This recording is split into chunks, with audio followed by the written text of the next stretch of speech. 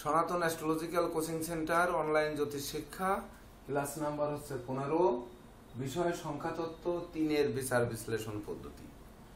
তো সংখ্যাতত্ত্ব 3, বিশেষ করে 3 কিভাবে আসছে, আমরা 1 এবং 2 দেখছি। তো সংখ্যা 3 হচ্ছে বৃহস্পতির সংখ্যা, আমরা সবাই জানি। তো বৃহস্পতি দেবতাদের গুরু, এটাও আমরা জানি। আবার অঙ্গিরাজ পুত্র বৃহস্পতি, সেটাও কিন্তু আমরা জানি। আর না জানলেও আমরা জেনে নিব যে বৃহস্পতি সকল দেবতাদের গুরু, সে অঙ্গিরাজের পুত্র, সে সর্বদা শুভকারক গ্রহ, নৈসর্গিক শুভকারক গ্রহ। এই বৃহস্পতি মীন রাশি তার নিজ গৃহ, এমনকি ধনুও তার নিজ গৃহ। কর্কট রাশিতে সে 10 ডিগ্রি পর্যন্ত তুঙ্গস্থ হয়, আর মকর রাশিতে 10 ডিগ্রি পর্যন্ত সে নিচস্থ হয়। এই জিনিসগুলো হচ্ছে বৃহস্পতির মূল বিষয়গুলো সবসময়ের জন্য মুখস্থ রাখতে হবে। তাছাড়া বৃহস্পতি মূল ত্রিকোণস্থ হয় হচ্ছে ধনু রাশিতে, অর্থাৎ তার নিজের রাশিতে সে মূল ত্রিকোণস্থ হয়। তাছাড়া বৃহস্পতির তারিখগুলো হচ্ছে যেমন 3 তারিখ, 12 তারিখ, 21 তারিখ এবং 30 তারিখ। তো এই যে 3 তারিখে মানুষ জন্মগ্রহণ করবে, 12 তারিখেও করবে, 21 তারিখেও করবে, 30 তারিখেও করবে। এর মধ্যে কোন তারিখটি জন্মগ্রহণ করলে মানুষ কেমন হবে, এটি কিন্তু জানতে হবে।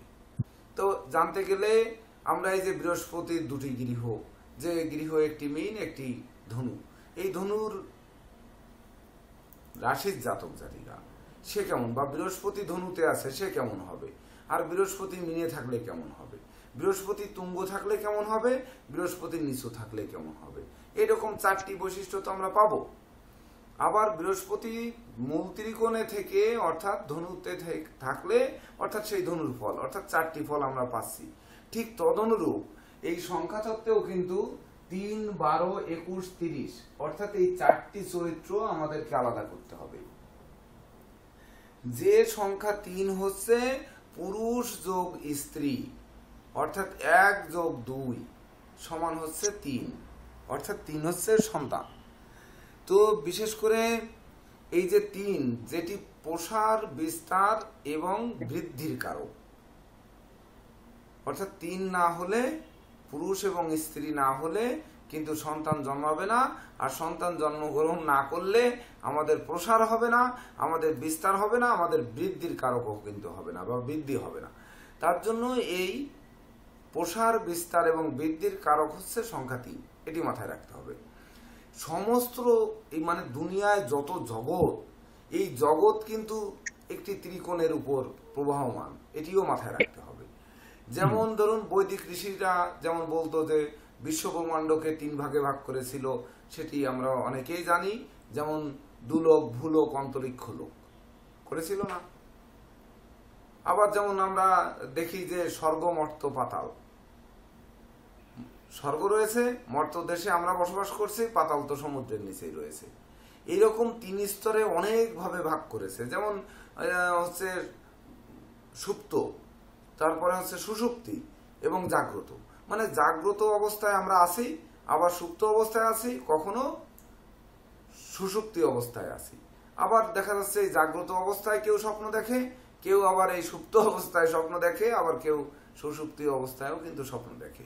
এর মধ্যে কিন্তু পার্থক্য রয়েছে। এই পার্থক্যগুলোকে কিন্তু আমাদের বের করে নিয়ে আসতে হবে, যে কোন বৃহস্পতি জাগ্রত, কোন জাগ্রত থেকে স্বপ্ন দেখছে, কোনটি সুপ্ত অবস্থায় স্বপ্ন দেখছে, কোনটি ঘুমন্ত অবস্থায় স্বপ্ন দেখছে, এটি কিন্তু আমাদের বের করতে হবে। তাছাড়া যেমন আমরা জানি যে গুণ 3টি, আমরা নক্ষত্র অনুযায়ী কিন্তু গুণ করব। যেমন 17 গুণ, গণ অনুযায়ী হচ্ছে আমরা গুণ করব। যেমন দেবগণে হচ্ছে শতগুণ, নরগণে হচ্ছে রজগুণ, আর হচ্ছে রাক্ষসগণে তমগুণ। তো এই যে শত, রজ, তম, এই 3টি গুণও আসবে কিন্তু গণ থেকে, অর্থাৎ গণ আসবে কিসের থেকে, নক্ষত্র থেকে। তাহলে আমাদের যখন মানে 12টি লগ্ন জানছি, 12টি রাশি জানছি, 27টি নক্ষত্র জানছি, সেই নক্ষত্র থেকে আমরা গণ জানছি। সেই গণ থেকে হচ্ছে আমরা সত্যগুণ, রজগুণ, তমগুণ জানছি। তাহলে সত্যগুণ কেমন, রজগুণ কেমন, এর তমগুণের মানুষ কেমন, এটি কিন্তু বের করে নিয়ে আসতে হবে।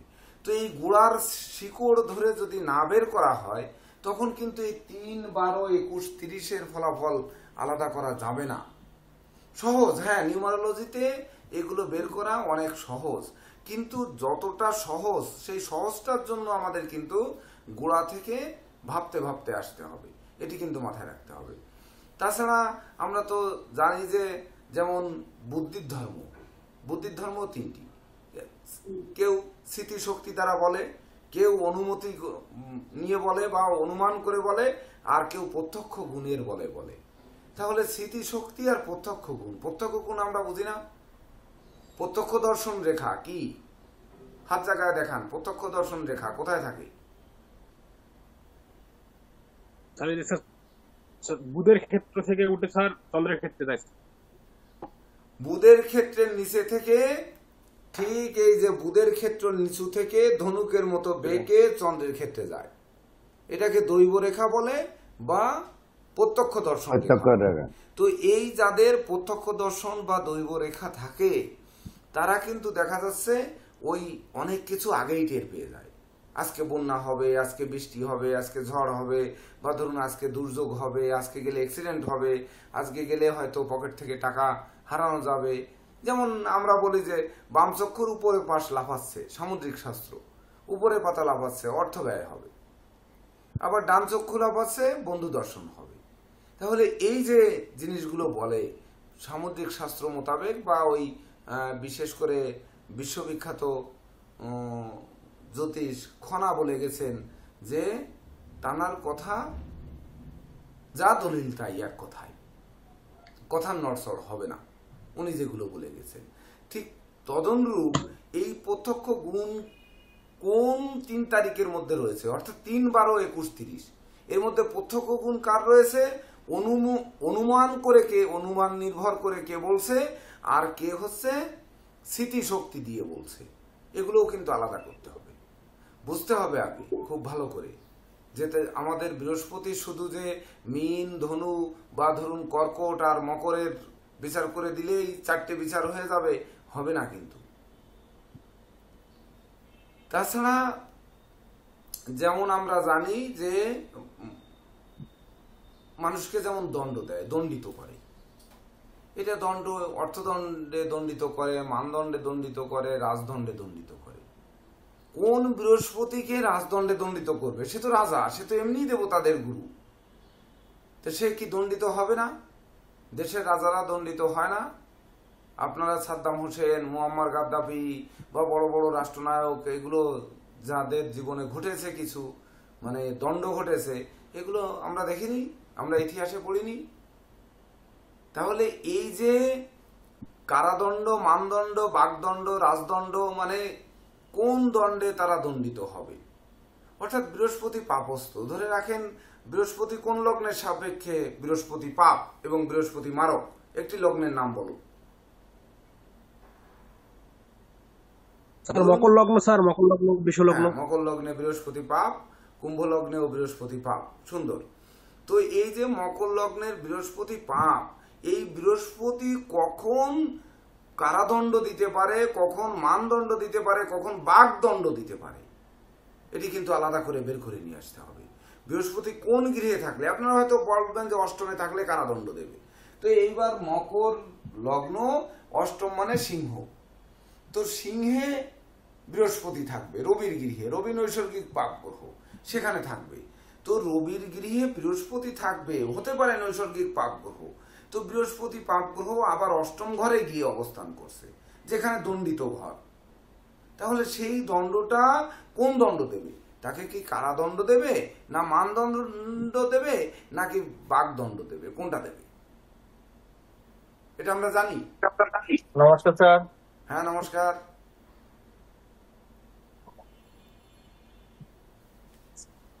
ভালো আছেন আপনারা?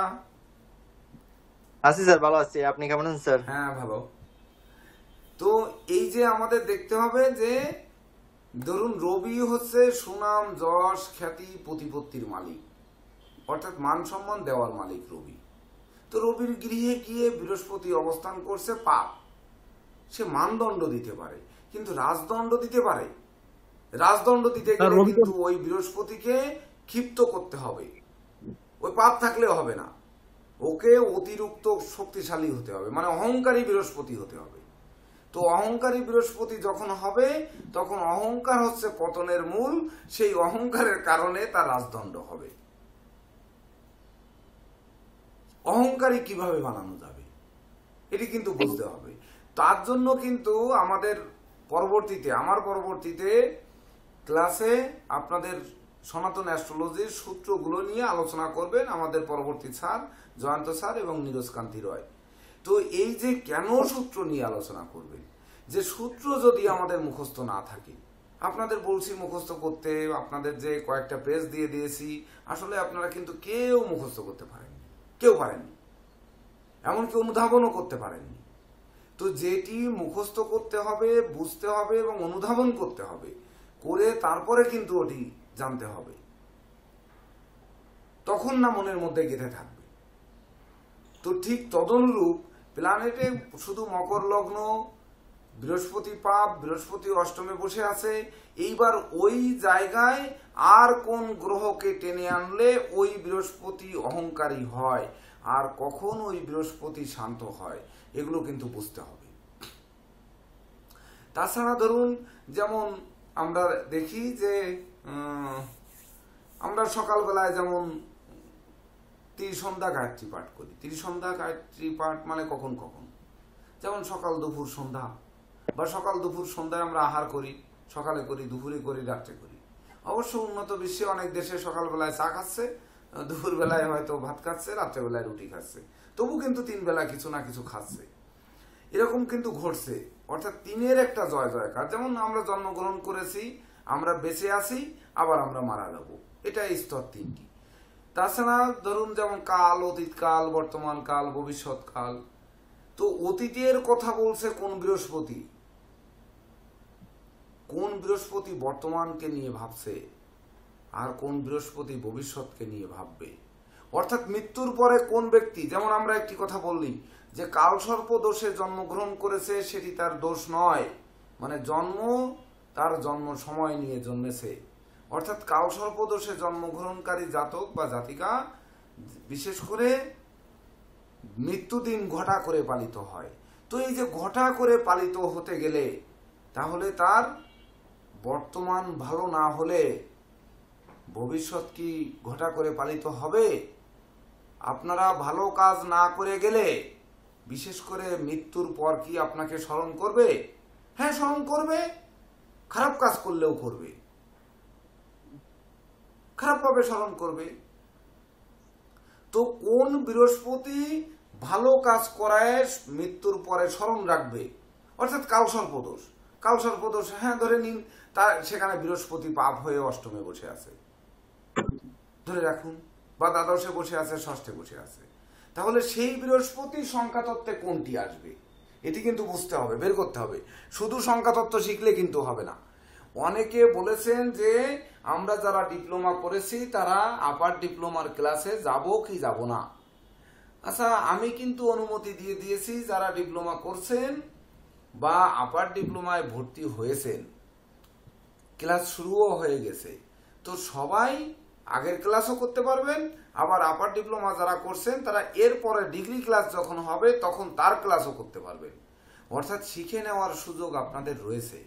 আপনারা যদি মনে করেন যে ডিপ্লোমা পাশ করে তো আমরা গেছি, আমরা এটা শিখে ফেলেছি, আমি বলবো যে এটা ভুল। জ্যোতিষশাস্ত্র শিক্ষার কোনো শেষ নেই। তো তাছাড়া এইভাবে পার্থক্য করে আগে ক্লাস কখনো কিন্তু হয়নি, এভাবে আলোচনা করে আগে কিন্তু কখনোই ক্লাস হয়নি। যদিও আগের শিক্ষার্থীরা তির্যক ব্রিলিয়ান্ট হওয়ার কারণে তাঁরা অল্পতে ধরে ফেলতে পেরেছেন, কিন্তু আপনারা সবাই যে পারবেন এমন কিন্তু কথা নয়, এটি কিন্তু মাথায় রাখতে হবে। তো এই যে আমাদের অতীত কিভাবে বিচার করব, বর্তমান কিভাবে বিচার করব, এই বৃহস্পতিকে দিয়ে আর ভবিষ্যৎ কি হবে কিভাবে বিচার করব, এটি কিন্তু আমাদের ওই সঙ্গে সঙ্গে ছকে দেখে আসতে হবে। তখনই কিন্তু আমাদের এই নিউমারোলজিতে বলতে হবে যে 3-এর অতীত কেমন, 3-এর বর্তমান কেমন, 3-এর ভবিষ্যৎ কেমন, 12-র কেমন, 21-এর কেমন 30-এর কেমন বলতে হবে। কিন্তু সহযোগী হিসাবে তখন কিন্তু আমাদের জন্ম ছক যদি না পাই তাহলে গোচর ছক, অর্থাৎ আজকের ক্লাস হচ্ছে আজকের হোরারি যে ছক, সেই ছক কিন্তু তখন আমাদের বের করে নিয়ে আসতে হবে। তাছাড়া দেখুন, ব্রহ্মা বিষ্ণু মহেশ্বর মানে ওই সেই ত্রিশূল বা সেই দেবাদিদেব মহাদেব, ব্রহ্মা বিষ্ণু মহেশ্বর মানে সেই শক্তি, যাকে অশ্বশক্তিকেও হার মানিয়ে ফেলেছে। তো ব্রহ্মাকে আর বিষ্ণুকে আর মহেশ্বরকে যদি বলা হয় সবাই অনুরূপ, কিন্তু অনুরূপের মধ্যেও তাদের কি নীতি, আদর্শ, গুণ এর মধ্যে পার্থক্য ছিল না? ছিল? হ্যাঁ, যদি থেকে থাকে সেটিও কিন্তু আমাদের বের করতে হবে। যেমন ধরুন, আমরা জানি যে বায়ু হচ্ছে বাতাস, আগুন তো তপ্ত, আর হচ্ছে বরুণ হচ্ছে বৃষ্টি। আচ্ছা, যেমন কোন বৃহস্পতি বায়ু দেবে, কোন বৃহস্পতি আগুন দেবে, কোন বৃহস্পতি বরুণ দেবে, এটাও কিন্তু ত্রিশক্তি। অর্থাৎ যত ত্রিশক্তি রয়েছে সব কিন্তু বৃহস্পতি দেবে। যেমন বায়ু, পিত্ত, কফ, আয়ুর্বেদ শাস্ত্রে রয়েছে বায়ু, পিত্ত, কফ। তো বায়ু চড়াও হবে, পিত্ত চড়াও হবে, না কফ টেন্ডেন্সি বাড়বে না কমবে, এটি এই বৃহস্পতি দিয়েই বিচার করতে হবে। যদিও চন্দ্র দিয়ে কফ বিচার করব আমরা জ্যোতিষশাস্ত্রে শিখেছি, এবার বায়ু কি দিয়ে বিচার করব? হ্যাঁ, বায়ু কোন গ্রহ দিয়ে বিচার করব? চন্দ্র দিয়ে কফ বিচার করলাম, বায়ু কাকে দিয়ে বিচার করব? কে বলতে পারবে? শনি স্যার। হ্যাঁ, শনি স্যার। শনি। জয়ন্ত বাবু একটু হেল্প করেন। স্যার বৃহস্পতি তো হচ্ছে কফ তত্ত্বের কারক স্যার, আর শনি হচ্ছে বায়ু তত্ত্বের কারক স্যার, আর চন্দ্র হচ্ছে মিশ্র তত্ত্বের কারক, আর জাল ধাতুর মানে এর কারক স্যার এই পিত্ত ধাতুর কারক হচ্ছে রবি। আচ্ছা, চন্দ্র হচ্ছে আমরা যেগুলো বলি যে শ্বাসকষ্ট, অর্থাৎ বায়ু মানে ওই বায়ু নয়, হাঁপানি, শ্বাসকষ্ট, ব্রঙ্কাইটিস, এই যে রোগগুলো হয় ঠান্ডাজনিত রোগ, এগুলো চন্দ্র করে। আর শনি হচ্ছে আপনাদের বিশেষ করে ওই ফুসফুস সংক্রান্ত, বৃহস্পতি হচ্ছে ফুসফুস সংক্রান্ত রোগ ব্যাধি তৈরি করে, সেই ফুসফুস থেকে হচ্ছে আমাদের শ্বাসবায়ুটা বয়। ঠিক তদনুরূপ যে ওই যে বায়ু, পিত্ত, কফ, কে গরম হবে কে ঠান্ডা হবে, প্ল্যানেট অনুযায়ী কিন্তু আমাদের বের করে নিয়ে আসতে হবে। এত সোজা নয়। আমরা যেমন আগে করেছি 3 সংখ্যার জাতক এইরকম হবে, 12 সংখ্যার রবির সাথে চন্দ্র থাকছে সেই রকম হবে, অর্থাৎ পিতা আর মাতা সন্তান জন্ম দেবে। আবার এই জায়গায় আগে মা পরে পিতা, তাহলে মা শক্তিশালী হবে, পিতা সেখানে থাকবে, আবার 3-এর সাথে শূন্য রাজ্য থাকবে। শুধু এটি বিচার করে গেলে আর হবে না। সনাতন অ্যাস্ট্রোলজিক্যাল কোচিং সেন্টার এখন নতুন নীতি নির্ধারণ করছে, সেই অনুযায়ী আমাদের আরো গভীরে প্রবেশ করতে হবে, আরো জানতে হবে। সৃষ্টি যেহেতু হয়েছে, জগৎ সৃষ্টি যেহেতু হয়েছে, জগৎ স্থিতি যেহেতু আছে, প্রলয় ধ্বংস একদিন হবে। তো কোন বৃহস্পতি সৃষ্টিকারক, কোন বৃহস্পতি স্থিতিকারক, আর কোন বৃহস্পতি প্রলয়ের মাধ্যমে ধ্বংসের কারক, এটি কিন্তু জানতে হবে। গঙ্গা তো বয়েই চলেছে, যমুনাও বয়ে চলেছে, সরস্বতীও বয়ে চলেছে। তাহলে গঙ্গাকে এত পবিত্র বলি, যমুনাকে কেন বলছি না, সরস্বতীকে কেন বলছি না? তিনটাই তো নদী এবং এক সূত্রে গাথা নদী। আমরা বলছি না কেন? গঙ্গাকে কেন পবিত্র বলছি? এর কারণ কিন্তু উদ্ঘাটন করে নিয়ে আসতে হবে। সেটিও কিন্তু এই প্ল্যানেটে বৃহস্পতিকে বসিয়ে তারপরে আমাদের জেনে আসতে হবে। ডান চোখ, বাম চোখ আর এই জ্ঞান চোখ, এই 3 চোখ আমরা প্রতিমাতে দেখি না, এখানে একটা চোখ এঁকে দেয়। তাহলে ওটা চোখ বন্ধ করলে আমরা যেটি দেখি ওটা হচ্ছে জ্ঞান চক্ষু। আর এমনি তো চোখ দুটো রয়েছে ডাইনে বামে। তাহলে এই যে ত্রিচক্ষু, এই ত্রিচক্ষু কিভাবে কাজ করবে? বৃহস্পতি কোথায় থাকলে ডান চোখে পাওয়ার কম লাগবে, আর কোথায় থাকলে ডান চোখে পাওয়ার বেশি লাগবে? কোথায় থাকলে বাম চোখে পাওয়ার বেশি লাগবে বা বাম চোখে সমস্যা হবে? যদিও চোখের কারক গ্রহ বৃহস্পতি নয়, তথাপিও বৃহস্পতি কিন্তু চোখের কারক নয় বললে এড়িয়ে গেলে চলবে না। ওই চোখকে রক্ষা করতে কিন্তু, যেহেতু দেবতাদের গুরু এবং অঙ্গিরাজ পুত্র বৃহস্পতি, এর প্রভাব কিন্তু এখানে রয়েছে। তা না হলে যত ত্রিকোণ, যত যা কিছু আছে ত্রিভুজ, এই সব কিছু কিন্তু এই বৃহস্পতি থেকে আসতে হবে। যাই হোক, এই বিষয় নিয়ে আর বিশদ আর কি বা আলাপ করব। যেমন স্বর্গ মর্ত পাতাল, কে স্বর্গে যাবে, কে মর্তে থাকবে, কে পাতালে থাকবে, এগুলো যেমন রয়েছে। আমরা অনেক সময় শুভ কাজে একটি দোকান উদ্বোধন করব, সেখানে আমরা যেমন লিখি যে সত্যম শিবম সুন্দরম, কেউ লেখে একটি স্বস্তিক এঁকে রাখে, কেউ হয়তো ওম লিখে রাখে, এরকম অনেক কিছু লিখে রাখে। আবার কেউ লা ইলাহা ইল্লাল্লাহু মুহাম্মাদুর রাসূলুল্লাহ এমন লিখে রাখে। যার যার ধর্ম অনুযায়ী সে সেই অনুযায়ী লিখে রাখছে। বা কেউ ইসলাম ধর্মাবলম্বীরা 786 লিখে রাখছে, এমনও লিখে কিন্তু করে রাখছে। তাহলে এটির একটি শুভ দিক নিশ্চয়ই রয়েছে, না থাকলে যুগ যুগ ধরে মানুষ এগুলো লিখছে কেন? এটি কিন্তু বুঝতে হবে যে যুগ যুগ ধরে কেনই আসছে। তো এই সত্যম কে আর শিবম কে আর সুন্দরম কে, এটাও আমাদের বের করতে হবে। যেমন আমরা আগ্নেয় শিলা, রূপান্তরিত শিলা, পাললিক শিলা, এটা আমরা যেমন জানি, তেমনি ইলেকট্রন, প্রোটন, নিউট্রনও জানি। আবার নেগেটিভ, পজিটিভ, আর্থিন, এটাও আমরা জানি। শুধু নেগেটিভ আর পজিটিভ দিলে মিল কলকারখানা, ইন্ডাস্ট্রি চলবে না। অর্থাৎ আর্থিন লাইন কিন্তু সেখানে দিতে হবে, না দিলে ওই বৈদ্যুতিক যন্ত্রপাতি টিকবে না। এটা আমরা কিন্তু অনেকেই কিন্তু জানি। তো জানি, কিন্তু তার কার্যকারিতা আমরা প্রয়োগ করতে পারি না। আমরা বিচার করি কি, বৃহস্পতি ধনভাবে আছে, ওরে বাবা, তাহলে কি হয়েছে? মেষ লগ্নের সাপেক্ষে বৃহস্পতি শুভকারক গ্রহ, ওরে বৃহস্পতি ধনভাবে আছে, তার মানে তার ধন সম্পদ সব দৈব দিয়ে দেবে। আরে বেটা, দৈব দিয়ে দেবে? মেষ লগ্নের বৃহস্পতি ধনভাবে শুক্রের গৃহে বসে আছে, শুক্র কিনা সপ্তমপতি এবং ধনপতি। তাহলে শুভকারক গ্রহ শুক্রের গৃহে বসে রয়েছে, তোমাকে ধন সম্পদ পরিপূর্ণ দিয়ে দেবে, আর সেই ধন সম্পদে তুমি সুখী হবে। এটা হবে কখনো বলেন? মেষ লগ্নে কি শুক্র পাপ না? শুক্রের সঙ্গে বৃহস্পতির বৈরিতা রয়েছে না? তাহলে এইরকম ভাবে কিন্তু বুঝতে হবে যে বৃহস্পতি তাহলে শুভকারক গ্রহ। বৃহস্পতি শুভকারক গ্রহ, ভাগ্যভাবে বৃহস্পতি বসে আছে নবমে, বৃহস্পতির গৃহে। ধরে রাখেন বৃহস্পতির গৃহে নবমেই বসে আছে, মূল ত্রিকোণে বসে রয়েছে।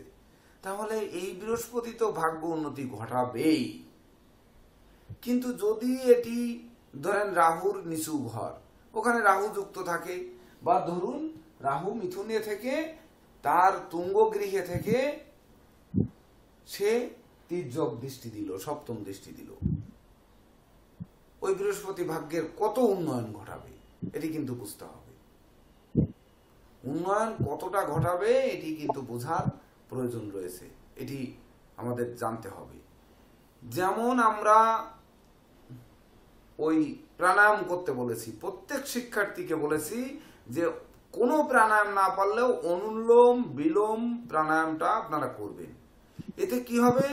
আমরা শ্বাস টানি, যার মাধ্যমে পূরক হয়, আমরা ধরে রাখি, সেটিকে আমরা রেচক বলি, যখন ছেড়ে দিই সেটিকে কুম্ভক বলি। তো এই যে শ্বাস টেনে নেওয়া, অর্থাৎ নিজের শরীরে পূর্ণ করা, তারপর সেখান থেকে ধরে রাখা, আটকে রাখা এবং ধীরে ধীরে ছেড়ে দেওয়া, তার মধ্যে আমরা একটা গণ্ডির ভিতর আসলাম, আমরা নিয়ন্ত্রণের মধ্যে আসলাম। যদি আমরা নিয়ন্ত্রণহীন হয়ে যাই, তখন কিন্তু ওই বৃহস্পতি বাচাল হবে, বধির হবে, অপব্যয়ী হবে, নিন্দুক হবে, এগুলো কিন্তু তখন হবে। অর্থাৎ ব্রহ্মাণ্ড যা কিছু রয়েছে, ব্রহ্মাণ্ডে সব রয়েছে কিন্তু এই 3 সংখ্যার মধ্যে। এই সংখ্যা 3 এর ভিতর নিরাপ দিয়েই রিং কিন্তু বলো। বের করতে হবে। অর্থাৎ একে এমন ভাবে গুরুত্ব দিতে হবে যে আমাদের জীবন চলার পথে মানুষ আর কিছু না পারুক, ধরুন আমাদের বাংলাদেশি যারা ভাগ্যফল প্রত্যাশী তারা অনেক সময় জ্যোতিষের কাছে আসেন, কিন্তু প্রশ্ন করতে পারেন। কি প্রশ্ন করবেন? আমার বিয়ে কবে হবে, আমার চাকরি কবে হবে, আমার ছেলে মেয়ে কবে হবে, ছেলে মেয়ে প্রতিষ্ঠা পাবে কিনা, বা ধরুন আমার বউ টিকবে কিনা, আমার বউটা চাকরি পাবে কিনা, বা ধরুন আমার স্বামী ঠিক বিপরীতটা হবে কিনা, বা ধরুন আমার বাড়ি হবে কিনা, আমার গাড়ি হবে কিনা, আমার ব্যবসা হবে কিনা, আমার হবে কিনা, এইসব জিজ্ঞেস করে। কিন্তু ইন্ডিয়াতে কিন্তু আমি দেখেছি তারা গ্রহ জিজ্ঞেস করে, যে দেখুন তো, কোনো কিছু জিজ্ঞেস না করলেও করে, স্যার দেখুন তো আমার বৃহস্পতিটা কেমন আছে। তার মানে কি, তারা জানে যে বৃহস্পতিটা যদি ভালো থাকে তাহলে অন্তত পক্ষে সেই লোকটি নড়বে, মানে পড়বে না। তো পড়বে না, আমরা তো এটি জানি যে একটু যেহেতু ত্রিকোণ, এই আমরা টেবিলের পরে অনেক সময় 3 কোণা পেপার ওয়েট রাখি না, এটা কি গড়িয়ে পড়ে? পড়ে কখনো? কিন্তু গোল বল যখন রাখবো, এই দেখেন ক্রিস্টাল বল, দেখে এই যে এটা রাখবেন, এটা কিন্তু গড়ে পড়বে, এটা পড়ে যাবে, এটা রাখা যাবে না। এটা রাখতে গেলে স্ট্যান্ড লাগবে। কিন্তু পেপার ওয়েট কিন্তু এর আবার এক অংশ কাটা থাকে, সেটি কিন্তু দাঁড়িয়ে থাকে। এখন কিন্তু এই দেখেন টেপের উপরে রাখা হয়েছে, দেখেন। তো স্থির হতে গেলে, জীবনকে যদি স্থির করতে হয়, ওই যে ভাগ্যরেখার ক্ষেত্রে বলেছি না, যে ভাগ্যরেখার গোড়ায় যদি চন্দ্রক্ষেত্র থেকে রেখা উঠলো, শুক্রক্ষেত্র থেকেও রেখা উঠলো, দুটি রেখা উঠে ভাগ্যরেখায় মিলিত হলো, তখন কিন্তু ভাগ্যরেখা টলটলা যে ভাব, দোদুল্যময় যে ভাব, ওটাকে শক্ত করে দেয়, অর্থাৎ স্ট্যান্ড। তো স্ট্যান্ডের সবসময় গোড়া মোটা থাকতে হবে, গোড়ায় ভারী থাকতে হবে। তো বৃহস্পতি হচ্ছে বিদ্যার গোড়ায় ভারী বলুন, আপনার জীবনের গোড়ায় ভারী বলুন, আপনার সংসার সমাজের গোড়ায় ভারী বলুন, বা আপনার জীবনে পারমার্থিক জ্ঞান লাভে ভারী বলুন, সকল ভারী করবে কিন্তু এই বৃহস্পতি। এটি কিন্তু মাথায় রাখতে হবে। তাহলে এইবার বৃহস্পতির 3 সংখ্যা আমরা কিভাবে বিচার করব, আমরা শিখবো কি শিখবো না, এটি কিন্তু আমাদের জানতে হবে। কেমন শেখা উচিত এই বৃহস্পতি নিয়ে বুঝতে হবে। কিন্তু সাধারণত জ্যোতিষরা বলেন যে বৃহস্পতি প্রতিষ্ঠা দেয়, যশ দেয়, সম্মান দেয়। আচ্ছা, বেশ ভালো।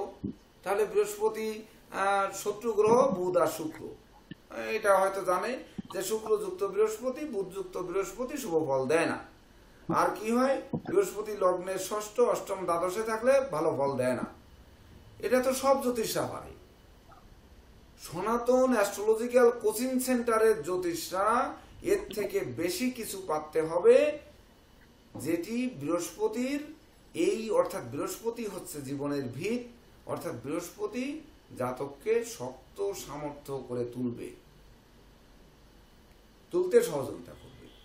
তাহলে সেই কোন বৃহস্পতি? এবার আমরা একটু জেনে আসি। প্রথম কথা হচ্ছে যে 3 তারিখে যে জাতক জন্মগ্রহণ করেছেন সে ব্যক্তি বৃহস্পতির জাতক বা জাতিকা। তো 3 তারিখে জন্মগ্রহণ করেছেন, ইনার পাশে কেউ নেই, শুধু 3, অর্থাৎ বৃহস্পতি একক। তাহলে একক মানে কি? ছড়ানো ছিটানো বৃহস্পতি, মানে বৃহস্পতি শুভও না অশুভও না। এমন কোন লগ্ন সাপেক্ষে বৃহস্পতি আছে যে শুভও নয় অশুভ নয়, বৃহস্পতির কথা বলা হয়নি, এরকম কোন লগ্নের ক্ষেত্রে আছে? কে বলতে পারবেন? কন্যা। কন্যা, কন্যা, কন্যা, কন্যা লগ্নের ক্ষেত্রে তো বৃহস্পতি পাপ।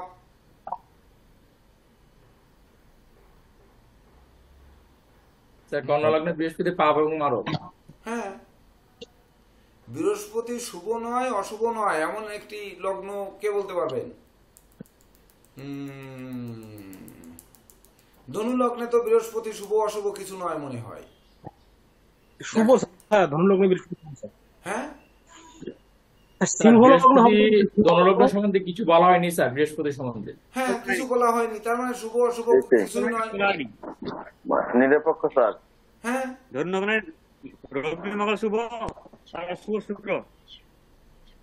ধনু মীন লগ্ন ক্ষেত্রে হচ্ছে শুক্রকে পাপ, আর হচ্ছে ধনু লগ্ন মীন লগ্ন রবি মীন আর লগ্ন স্যার। মঙ্গলকে হচ্ছে শুভ বলা হয়েছে, আর শনি হচ্ছে মারক। এই হ্যাঁ, শনি মারক। আর কিছু বলা হয়নি। তাহলে ধনু লগ্নের বৃহস্পতি হচ্ছে মুক্ত বৃহস্পতি, মানে ও শুভও না অশুভ না। তাহলে এই ধনু লগ্নের বৃহস্পতি, এই যে লগ্ন, এইবার বৃহস্পতিকে কোথায় দিলে সে শুভ অশুভ কোন রকম ফল দেবে না, একেবারে সে নিজের মতো নিজের ফল দেবে। এই 3 সংখ্যা কিন্তু ঠিক তাই হবে। 3 তারিখে যে জন্ম ঠিক তাই হবে। তাহলে বৃহস্পতি কোথায় বসাবো? জয়ন্ত স্যার, নীরজ স্যার একটু সহযোগিতা করবেন ওনাদের জন্য। বলেন বৃহস্পতি কোথায় কোথায় বসালে সে এককভাবে থাকবে, সে মানে কাউকে ডিস্টার্বও করবে না, কারো কাছ থেকে নেবে না, কারো কাছ থেকে দেবে না, একেবারে নিরপেক্ষ বৃহস্পতি থাকবে। কোথায় কোথায় দিবে? স্যার সিংহে বসালে নবমে বসবে স্যার, মিত্র গৃহে। সিংহে মিত্র গৃহে, তাহলে তো ভাগ্যভাবে বসবে যে তখন। তবু বসাই, আপনার হ্যাঁ, স্যার। অপিনিয়ন নেই। জয়ন্ত বাবু বলুন।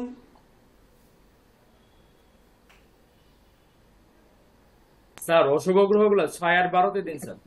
কোথায়? 6 আর 12 পাবে স্যার। 6-তে দেবো, 12-তে দেবো? হ্যাঁ, 6, 8, 12 দুস্থানে 6-এ স্যার। দিলাম বৃহস্পতি, 8-এ দিলাম বৃহস্পতি, 12-তে দিলাম বৃহস্পতি, দিলাম।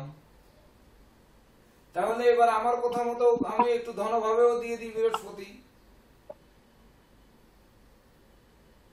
এটা আমি আমার মতে দিলাম, আর বাকিগুলো আপনাদের মতের উপর দিলাম। আমার কথা হচ্ছে আমাদের বের করতে হবে যে এই 3 হচ্ছে নিরপেক্ষ বৃহস্পতি, যা আগে পরে ক্লাসে আপনারা পাননি। কিন্তু এই নিরপেক্ষ বৃহস্পতি ধনু লগ্ন সাপেক্ষে বৃহস্পতির কোনো কথা উল্লেখ করা হয়নি। তাহলে সে লগ্নপতি ভাগ্যভাবে আছে রবির গৃহে, সে তো তার শত্রু গৃহে নেই, মানে রবি নৈসর্গিক স্যার প্রাপ্ত। কুম্ভের করে তৃতীয় বৃহস্পতিতে। তৃতীয় দিব, সুন্দর। টিটু বাবু উপস্থিত হয়েছেন, খুব সুন্দর। তো দেখুন, এই যে বৃহস্পতি, ধরে নিন যে বৃহস্পতি ভাগ্যভাবে লগ্নপতিকে ভাগ্যভাবে দিলাম, বা লগ্নপতিকে তৃতীয় ভাবে দিলাম, লগ্নপতিকে ধনভাবে দিলাম, লগ্নপতিকে ষষ্ঠ ভাবে, অষ্টভাবে বা দ্বাদশ ভাবে দিলাম। তাহলে লগ্নপতি বৃহস্পতি হতে পারে ধনু লগ্নের ক্ষেত্রে কিছুই বলা হয়নি, কিন্তু লগ্নপতি লগ্নে বা লগ্নপতি ধনভাবে তৃতীয় বা যত পঞ্চম, সপ্তম, নবম, দশম, একাদশ, এসব জায়গায় তো লগ্নপতি শুভ ফল দেওয়ার কথা। কিন্তু কেন দিতে লগ্নপতি পারবে না? সাপেক্ষে শুভ ফল দিবে স্যার। হ্যাঁ, লগ্নপতি সাপেক্ষে শুভ ফল দিবে স্যার, কেন্দ্র এবং কোণপতি হিসেবে। হ্যাঁ, কেন্দ্র এবং কোণপতি হিসাবে খুব সুন্দর কথা, শুভ ফল দেবে। তাহলে কথা হচ্ছে যে কোন ঘরটায় বৃহস্পতি একা হয়ে থাকবে, নিরপেক্ষ ফল দেবে, সে তার স্বাধীনভাবে ফল দিতে পারবে। ভাগ্যভাবে থাকলে তো সে রবির প্রভাবে প্রভাবান্বিত হয়ে ফল দেবে। তৃতীয় ভাবে থাকলে যেমন টিটু বাবু বললেন এটি শনির গৃহ, শনির মূল ত্রিকোণ, সেখানে থেকে তৃতীয় ভাবে থেকে তার হয়তো ধৈর্য, সাহস, মনোবল, জনবল, বীরত্ব, মানসিক শক্তি, এইগুলো তাকে দিয়ে দেবে। তো শনি আবার এই লগ্ন সাপেক্ষে হচ্ছে পাপ, ধনু লগ্ন সাপেক্ষে। তাহলে শনি মারক, পাপ শুধু নয় মারকও। তাহলে তার গৃহে বসে আছে, সেটা শনির বলবত্তার উপর নির্ভর করবে, বা সকল গৃহেই রয়েছে তার বলবত্তার উপর নির্ভর করবে। কিন্তু আমার তাহলে স্যার এটা আমার মনে হচ্ছে তাহলে সবচেয়ে এই বৃহস্পতিটা পঞ্চম করে, একক বৃহস্পতি যে 3 পঞ্চম করে, এটা সঠিক অবস্থান হবে। নিরপেক্ষ ফল দেবে, মানে 3 তারিখে জন্মগ্রহণকারী বৃহস্পতি কোন ঘরে থাকলে নিরপেক্ষ ফল দেবে, এটা জানতে চাচ্ছি। এটা স্যার পঞ্চম করে, আমার মতে পঞ্চম করে। আপনার স্যার মতে আমি কি একটু পঞ্চম। বলবো স্যার? স্যার আমি একটু বলবো। হ্যাঁ বলেন। স্যার এখন তো স্যার আপনি যে প্রশ্নটা আনছেন স্যার, তো সেটার প্রেক্ষিতে স্যার বৃহস্পতির কারকতা যদি ধরি স্যার, বৃহস্পতির কারকতা হচ্ছে বৃহস্পতি ধর্মপুত্র, ধন, জ্ঞান এবং অর্থের কারক। হুম, বৃহস্পতি যেহেতু অর্থকারক স্যার, আপনি বৃহস্পতিকে দ্বিতীয় ভাবে বসাইছেন স্যার। আর এই দ্বিতীয় পতি শনি হচ্ছে বৃহস্পতির সঙ্গে সমভাবাপন্ন। আর বৃহস্পতি এই যে গুরুবাচক গ্রহ, আর শনি বৃহস্পতিকে গুরু হিসেবে মান্য করে, তাহলে তো স্যার একমাত্র দ্বিতীয় ভাবে বৃহস্পতি নিরপেক্ষ ফল দিতে পারে। কারণ এখানে ওই ভাবের অধিপতি শনি তাকে গুরু হিসেবে মান্য করে, ভাবপতির সঙ্গে তার হচ্ছে সমভাবাপন্ন। আর বৃহস্পতি হচ্ছে অর্থভাবের কারক গ্রহ স্যার। যেহেতু সে অর্থভাবের কারক গ্রহ, সে সুবাক্যের কারক গ্রহ, তাইলে তো স্যার একমাত্র দ্বিতীয় ভাবে সে নিরপেক্ষ ফল দিতে পারে। অর্থাৎ এখানে থেকে সে যেহেতু তার কারকতা হচ্ছে এটা, কাজেই সে তার কারকতা সম্পর্কিত ফল দেবে, এটা কারো পক্ষেও যাবে না, বিপক্ষে যাবে না। কিন্তু এখানে তো নিচস্থ। এটা তো নিচস্থ হবে স্যার এখানে। যেখানে বৃহস্পতি একটা গ্রহ শুভ নিচস্থ ফলটা হলো আপনি স্যার, বলেছেন, যার যে তখন কারকতা, সেই কারকতা তো সে ঠিকই ফল দিবে স্যার। আপনার যেমন কারকতা স্যার আমাদেরকে শিক্ষা প্রদান করা, সেই ক্ষেত্রে আমরা ক্লাসে যদি ভিডিও অন রাখি বা অফ রাখি, অফ রাখলে আপনি কিছুটা বিরক্ত হলো, শিক্ষা প্রদান কিন্তু থামিয়ে যান না স্যার। তো সেটা হচ্ছে স্যার যে বৃহস্পতি তার কারকতা অনুযায়ী ফল দিবে, এটা আমার মত স্যার। হোক বৃহস্পতি। এইবার বৃহস্পতি নিচু গৃহে আছে, নিচস্থ আছে কিনা জানি না, তবে নিচু গৃহে আছে ধরেন। তাহলে বৃহস্পতি তার নিচু ফলটা দেবে, নিচু চরিত্রটা দেবে। তাহলে ওই যে শতগুণ, রজগুণ, তমগুণ কোন গুণের মধ্যে যাবে, বা ধরেন আপনার যে স্বর্গে যাবে না মর্তে থাকবে, না পাতালে যাবে সে, না বা ধরেন সে যে ইলেকট্রন হবে না প্রোটন হবে না নিউট্রন হবে, সে কি হবে, অর্থাৎ তিনের সঙ্গে কেউ নেই এমন জায়গাটায় বৃহস্পতিকে দিতে হবে, যে বৃহস্পতিটা কোন রকম মানে এককভাবে স্বাধীনভাবে ফল দিতে পারছে। তাহলে বৃহস্পতির যে প্রতিষ্ঠা, যশ, সম্মান, খ্যাতি, প্রতিপত্তি রয়েছে, বিপরীতে বৃহস্পতির নেগেটিভ দিক বাচালতা, বধিরতা, অপব্যয়, নিন্দা এগুলোও রয়েছে। অর্থাৎ দুটি গুণই তার মধ্যে, নেগেটিভ পজিটিভ এমনকি সমগুণও তার মধ্যে থাকবে। এমন একটি ঘর খুঁজে বের করতে বলছি। তার ভিতর যেমন পঞ্চম ঘর, পঞ্চম ঘরে যখনই বৃহস্পতি, যেমন টিটু বাবু বলেন পঞ্চম ঘর, তো পঞ্চম ঘরে যখন আমরা বৃহস্পতিকে দিচ্ছি, তো বৃহস্পতি মঙ্গল, ধনু লগ্ন সাপেক্ষে মঙ্গল হচ্ছে শুভকারক গ্রহ। মঙ্গল সে দ্বাদশপতি এবং পঞ্চমপতি। তো মঙ্গলের ঘরে গিয়ে বৃহস্পতি বসলো, রবি, মঙ্গল, শনি, রাহু, কেতু নৈসর্গিক পাপ গ্রহ। তাহলে সে ও পাপ গ্রহে গৃহে গিয়ে বসছে পঞ্চমে বিদ্যাভাবে। লগ্নপতি বিদ্যাভাবে বসছে পাপ ভাবে, কিন্তু পাপপতি কিনা এই যে ধুত্তরি মঙ্গল, বৃহস্পতি পঞ্চম ভাবে বিদ্যাভাবে বসে আছে নৈসর্গিক পাপ গ্রহের গৃহে, কিন্তু সেই নৈসর্গিক পাপ গ্রহটি সে শুভ, অর্থাৎ শুভ যেহেতু, তাহলে সে মঙ্গল তাকে সাপোর্ট দেবে। সাপোর্ট দিলে কি হবে, এই বৃহস্পতির শক্তি, সাহস বাড়বে, পরাক্রম বাড়বে। অর্থাৎ এই শিক্ষার্থীর বিদ্যা শিক্ষায় তার ধৈর্য, সাহস, মনোবল এগুলো বাড়াবে, বিদ্যা, বুদ্ধি, জ্ঞান, গরিমা, সক্ষতা বাড়াবে। মঙ্গলের বলে সে বলিয়ান হবে, হবে না স্যার? বৃহস্পতি তো মেষে থাকলে স্যার দেখেন ভাগ্যভাগ এবং লগ্নে দুই জায়গায় দৃষ্টি করতেছে। এই তো মোটামুটি মিত্র গৃহে থেকে, শুভ গৃহে থেকে, সেখানে তো বৃহস্পতি বলবান হয়ে যাবে স্যার এখানে। হ্যাঁ, বলবান হয়ে যাবে। বলবান যখন হয়ে যাবে তখন তো এই বৃহস্পতি তখন কিন্তু শক্তি পেলে সে কিছু সৃষ্টি করবে, অর্থাৎ 12 বা 21 চলে আসবে। তখন সেই বলবান বৃহস্পতিকে তো আমরা ধরতেই পারি যে এই যে তুঙ্গস্থ হয়ে অষ্টমে থাকলেও সে তুঙ্গস্থ হয়ে বসে আছে অষ্টমে, এ কিন্তু বলবান। বৃহস্পতি নবমে বসে আছে বলবান, দশমে থাকলে বলবান, একাদশেও বলবান। কিন্তু একাদশে বলবান নয়, কারণ হচ্ছে একাদশে সে শুক্রের গৃহে, সে বলবান নয়। তো এভাবে আমরা বলতে পারবো, বলবানকে আমরা বলতে পারবো, এমনকি দুর্বলকেও আমরা বলতে পারবো, কিন্তু সমটা বলতে পারবো কিনা। বলবান আর দুর্বল নিয়ে আমাদের টাইম লাগবে না, আগে আমরা সমটা করে আসি না।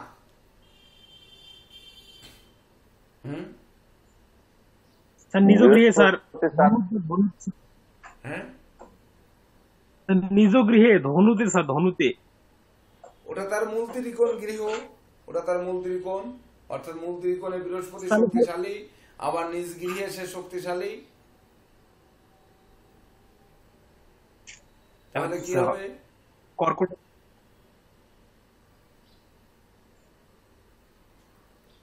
স্যার সবচেয়ে বৃহস্পতি দেখুন, যেখানে থাকুক স্যার নিরপেক্ষ ফল দিবে না স্যার। যদিও সে ধরাভাবে এখানে নিচস্থ হচ্ছে, যদি সেই ডিগ্রিটা নিচস্থ ডিগ্রি পার করে ফেলে, হ্যাঁ, তারপরেও কিন্তু স্যার সে অন্য গ্রহের দৃষ্টি পেলে সে সমগৃহে আছে এখান থেকে সে তবে এই বৃহস্পতি স্যার দাম্ভিক বৃহস্পতি হবে, অহংকারী বৃহস্পতি হবে, হ্যাঁ। তারা যদি পাপ যুক্ত করা যায় তাহলে তো তার 3 গুণ তার মধ্যে নেই। না।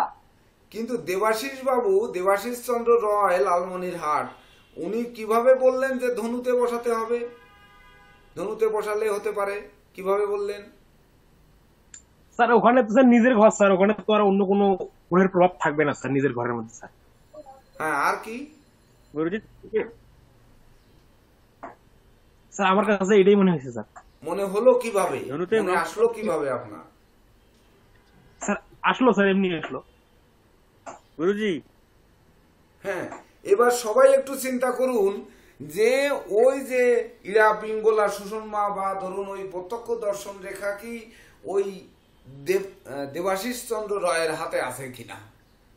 যে দেখুন, গ্রহগণ তার মূল ত্রিকোণ মানে সেখানে শক্তি নয়, মূল ত্রিকোণ মানে শান্ত, আর শান্ত মানে সে একা, উগ্র হওয়ার জায়গা তার নেই। তাছাড়া নিজের বাড়ি, নিজে শান্ত, যেমন আমার এই রুমে কেউ নেই, আমি শুধু একা, আছেন আপনারা তো, আপনারা তো অনেক দূরে, যদিও দেখতেছি কাছে, কিন্তু কেউ তো কাছে নয়, অনেক দূরে দূরে আপনার। তাহলে এই যে মূল ত্রিকোণ সবসময় তার শান্ত গৃহ, অর্থাৎ লগ্নপতি লগ্নে, ও এককভাবে নিরপেক্ষ ফল দেবে, ভেবে দেখুন।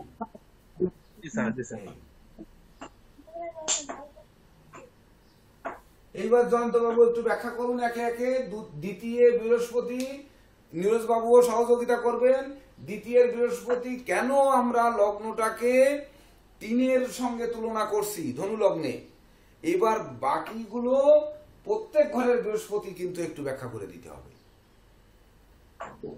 স্যার এখানে আমার একটু প্রশ্ন আছে স্যার। প্রশ্ন হচ্ছে লগ্নে বৃহস্পতি কোন পতি এবং কেন্দ্রপতি সে পঞ্চম এবং নবম ভাবকে বলিষ্ঠ করতেছে, সে তো একা ফল দিবে না স্যার, এখানে সে এখানে পজিটিভ রেজাল্ট দিবে। তার এখানে বরং আমরা যে তাকে পাপস্থ করতে চাচ্ছি, তার ভিতরে দাম্ভিকতা আনতে চাচ্ছি পাপ হিসেবে, সেটা তো হচ্ছে না। নিজের ঘরে নিজে রয়েছে মানে নিজে শক্তিশালী আছে, দাম্ভিকতার মধ্যে আছে, অর্থাৎ বৃহস্পতি, একক বৃহস্পতি নিজের গৃহে মূল ত্রিকোণে সে আছে, সে নিজের বুদ্ধি নিজে নেবে, সে কারো কাছে শুনবে না, কিছু কারো কাছে ধার করবে না, কারো কাছে নেবে না, কাউকে দেবে না, নিজের ঘরে সে নিজে একক ক্ষমতাধর বৃহস্পতি।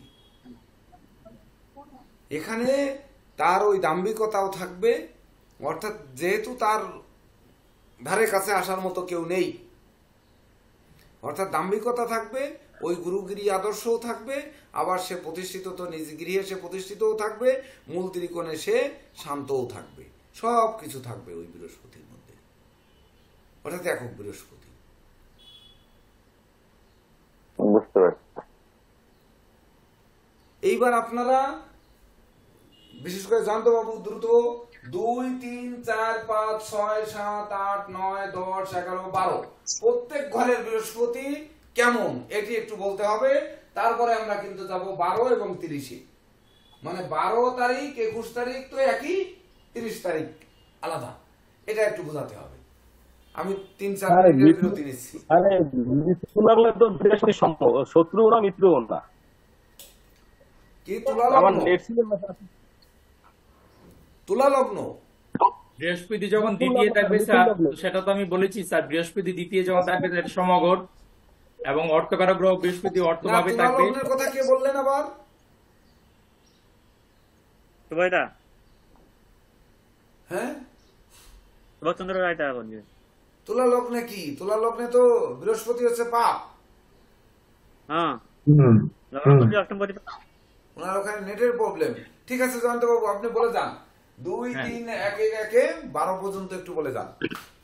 দ্বিতীয় ভাবের যেটা হচ্ছে, দ্বিতীয় ভাবে বৃহস্পতি তার হচ্ছে সমভাবাপন্ন গ্রহ। ভাবের অধিপতি হচ্ছে শনি, শনি হচ্ছে ভাবের সমভাবাপন্ন। লগ্নপতি যখন দ্বিতীয় যায়, লগ্নপতি বৃহস্পতির মূল যে ইয়েটা হচ্ছে পরিচয়টা, সেটা হচ্ছে সে লগ্নপতি। লগ্নপতি হচ্ছে ব্যক্তি নিজে, নিজে যখন অর্থের জায়গায় যায় তখন আর্থিকভাবে সে প্রতিষ্ঠিত হয়। সে নিজের প্রচেষ্টায় সক্রিয় বৃত্তির দ্বারা আর্থিকভাবে প্রতিষ্ঠিত। সেই প্রতিষ্ঠিত হওয়ার ক্ষেত্রে সে পজিটিভ পাবে না নেগেটিভ পাবে, সেটা যদি আমরা বিচার করি তাহলে দেখবো যেহেতু তার একটা সমভাবাপন্ন গ্রহ, বৃহস্পতি কারকতা হচ্ছে, বৃহস্পতি হচ্ছে অর্থের কারক। যেহেতু বৃহস্পতি অর্থের কারক সেহেতু দ্বিতীয় ভাবে সে ফলদাতা হবে। আর বৃহস্পতি হচ্ছে তৃতীয় ভাবে, তৃতীয় ভাব হচ্ছে আমাদের ইচ্ছা শক্তির ভাব, আমাদের ছোট ভাই বোনের ভাব। তো বৃহস্পতি গুরুবাচক গ্রহ। ছোট ভাই বোনের প্রতি মানে তার যে আদর স্নেহ ভালোবাসা সেটা থাকবে, যেহেতু গুরুবাচক গ্রহ বৃহস্পতি, তার সেই গুণ আছে এবং সেই গুণের বহিঃপ্রকাশ সে তৃতীয় ভাবে গিয়ে প্রবলভাবে তার সেই ইচ্ছা থাকবে সেই গুণের বহিঃপ্রকাশ ঘটাতে। তৃতীয় ভাব হচ্ছে আমাদের বলবীর্যের কারক। তো জ্ঞানের দিক দিয়ে ওই বৃহস্পতি বলবীর্য হবে। আর আমরা যদি এই যে কুম্ভ রাশি, কুম্ভ রাশির যে রাশি চিহ্ন সেটা হচ্ছে ফলদায়ী রাশি চিহ্ন, মানে একটা কলসি থেকে, কুম্ভ থেকে দান পড়ছে, তো অর্থাৎ ফল দিচ্ছে। এই রাশিটার কারকতাই হচ্ছে ফল দেওয়া। তো বৃহস্পতি যখন এই রাশিতে যাবে তখন ফল দেবে, কিন্তু সেই ফলটা কিছুটা অহংকারের মাধ্যমে প্রাপ্ত হবে। যেমন সেটা 12 সংখ্যা যদি ধরি, সেটা হচ্ছে রবি এবং চন্দ্র। প্রথমে হচ্ছে রবি আর পরে হচ্ছে চন্দ্র। রবি হচ্ছে অহংকার, অহংকারের প্রদর্শন করার পরে সেই বৃহস্পতি মাতৃত্ব সুলভ ভালোবাসা দেবে, কিন্তু আগে পিতৃত্ব সুলভ অহংকারটা প্রদর্শন সে করবে। তো সেই হচ্ছে বৃহস্পতি কুম্ভ রাশিতে। আর মীন রাশিতে চতুর্থ ভাবে লগ্নপতি এবং ত্রিকোণপতি বৃহস্পতি। চতুর্থ ভাব বৃহস্পতি তার নিজস্ব ঘর, এখানে গেলে সে কেন্দ্রপতি হয়। তো বৃহস্পতি কেন্দ্রে ভাবে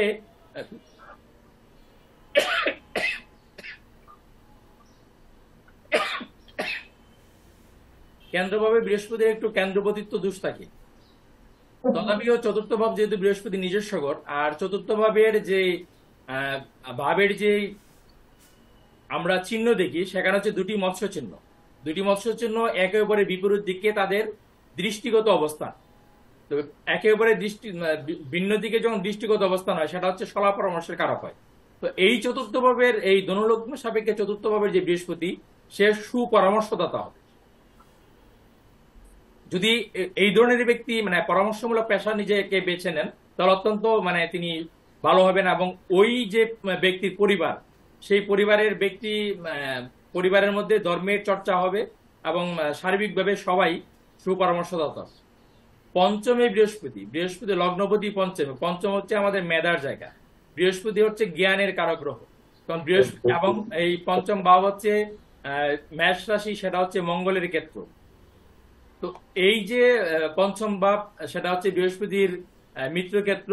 মিত্রক্ষেত্রে গ্রহ গেলে আমি যদি ভালো ফল দেয়, এবং পঞ্চম ভাব যেহেতু আমাদের মেধার সাথে লগ্নের সংযোগ হলো, তার মানে ওইখানে বৃহস্পতি ব্যক্তিকে অত্যন্ত প্রখর মেধা সম্পন্ন করে ফেলবে। সেই প্রখর মেধা সম্পন্ন ভাব আমরা কিন্তু 30 তারিখে জন্ম নেওয়া যে জাতক, সেই জাতকের মধ্যে আমরা প্রখর মেধা দেব। মেধার দ্বারা তিনি ওনাকে নিজেকে অনেক দূরে এগিয়ে নিয়েছিলেন। ষষ্ঠ ভাবের যে বৃহস্পতি সেটা বৃহস্পতি মিত্রক্ষেত্র নয়, বরঞ্চ এটা তার পরম শত্রুক্ষেত্র। বৃহস্পতি হচ্ছে দেবতাদের গুরু, আর এই বৃষ রাশির অধিপতি হচ্ছে শুক্র, তিনি হচ্ছেন দৈত্যদের গুরু। তো দৈত্যদের গুরুর জায়গায় দেবতাদের গুরু গেছে, তাদের মধ্যে একটা কি বলে স্নায়ু যুদ্ধ সবসময় থাকবে। তো স্নায়ু যুদ্ধ থাকার কারণে বৃহস্পতি সেখানে যে সে স্বচ্ছন্দে থাকতে পারবে না, সে স্বচ্ছন্দে ফলাফল দিতে পারবে না। তো এই জায়গায় গেলে বৃহস্পতি মানে এটা তো রিপু ভাব, তো ষষ্ঠ ভাব হচ্ছে আমাদের রিপু ভাব। এই জায়গায় যখন কোনো ব্যক্তির বৃহস্পতি থাকবে তখন তার মধ্যে বাচালতা দেখা দেওয়ার সম্ভাবনা একটু বেশি থাকবে, তিনি একটু বাচাল হতে পারেন। সপ্তমে বৃহস্পতি, সেটাও আবার কেন্দ্রস্থান। আগে বলেছি যে কেন্দ্রস্থানে বৃহস্পতি কম বেশি তার যেহেতু বৃহস্পতির কেন্দ্রপতিত্ব দোষ আছে, কম বেশি খারাপ ফলাফল দিতে হবে। তো বৃহস্পতি যখন সপ্তমে থাকে তখন সপ্তম ভাব হচ্ছে আমাদের স্ত্রীর ভাব, সেটা আধ্যাত্মিক চর্চা হচ্ছে আমাদের বাধার ভাব। মানে জীবনে যখন জ্যোতিষশাস্ত্র রচিত হয় তখন কিন্তু জ্যোতিষশাস্ত্র আসলে আমরা যেরকম স্যার ক্লাসের শুরুতেই বলেছেন যে আমাদের কাছে ক্লায়েন্ট এসে আমার চাকরি হবে কিনা, ওয়াইফের চাকরি হবে কিনা, সন্তানের চাকরি হবে কিনা, আমার ধন হবে কিনা, বাড়ি হবে কিনা, গাড়ি হবে কিনা, সেটাই আসলে জানতে চায়। কিন্তু যখন জ্যোতিষশাস্ত্র রচিত হয় তখন কিন্তু এরকম স্বার্থ সংশ্লিষ্ট আলোচনার জন্য জ্যোতিষশাস্ত্র রচিত হয়নি। জ্যোতিষশাস্ত্র পুরোটাই হয়েছিল আধ্যাত্মিকতা, স্পিরিচুয়ালি আমরা কতটুকু এগোতে পারবো সেই ভিত্তিতে।